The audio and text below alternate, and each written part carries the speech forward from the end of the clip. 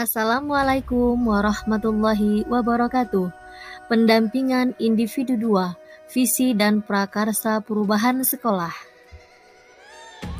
Oleh pengajar praktik Nurliana HS SPD MPD dengan calon guru penggerak angkatan 7 Kabupaten Aceh Besar, Maria Ulfa SPD MPD.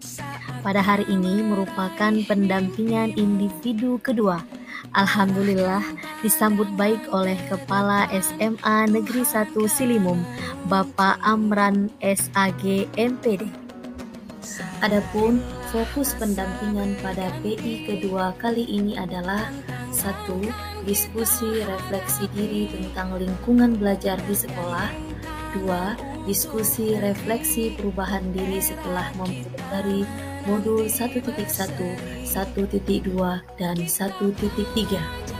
Selanjutnya, diskusi rencana merintis komunitas praktisi di sekolah berdasarkan hasil pemetaan pada Lokakarya 1. Selanjutnya, mengkomunikasikan visi dan prakarsa perubahan kepada kepala sekolah dan warga sekolah dengan dimoderasi oleh pengajar praktik.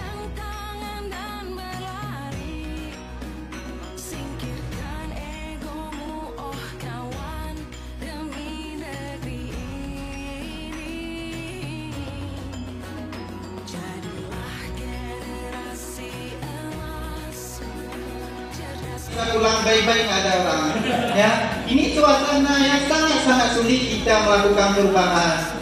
Ini sebagai ibu-ibu guru penggerak, di sini ada Pak Dedi dan Bu Maya. Mungkin Bu Maya sendiri tidak tahu bagaimana karena jarang masuk IPS. Itu adalah faktor utama terhadap kami yang masuk IPS ini sangat-sangat hanya cara ya.